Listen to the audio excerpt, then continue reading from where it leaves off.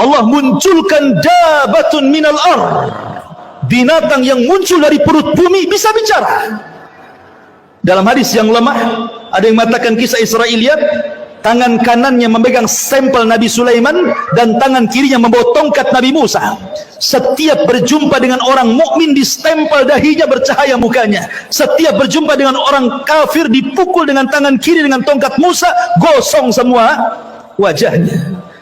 Dari situ hilang nama, yang ada hanya kalimat mukmin dan kafir.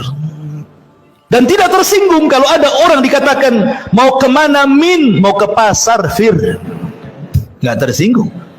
Maka setelah kemudian tidak ada satupun manusia kecuali stempel oleh dabatul ar ini, binatang yang melata yang bisa bicara ini. Binatang ini tidak membunuh, dia hanya menstempel-stempel saja. Kemudian binatang ini pergi entah berantah, hilang, karena ini tanda-tanda kiamat. Setelah itu kemudian muncul tanda-tanda yang keberapa? Yang ke-7. Pertama, Dajjal. Kedua, turunnya Isa. Ketiga, munculnya Ya'juj dan Ma'juj. Keempat, asap tebal dari langit Tuhan. Kelima, terbit matahari dari arah barat.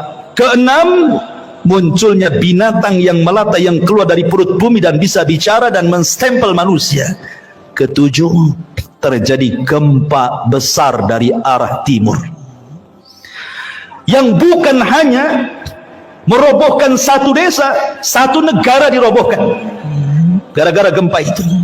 Kedelapan, gempa dari arah barat. Setelah gempa dari arah timur, dari arah barat pula gempa.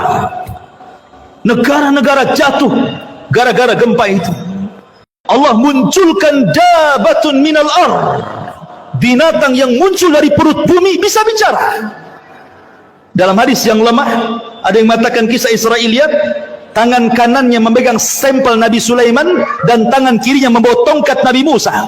Setiap berjumpa dengan orang mukmin distempel dahinya, bercahaya mukanya. Setiap berjumpa dengan orang kafir dipukul dengan tangan kiri dengan tongkat Musa, gosong semua wajahnya. Dari situ hilang nama, yang ada hanya kalimat mukmin dan kafir. Dan tidak tersinggung kalau ada orang dikatakan mau kemana min, mau ke pasar fir, nggak tersinggung. Maka setelah kemudian tidak ada satupun manusia kecuali stempel oleh dabatul ar ini, binatang yang melata yang bisa bicara ini. Binatang ini tidak membunuh, dia hanya menstempel-stempel saja. Kemudian binatang ini pergi entah berantah, hilang,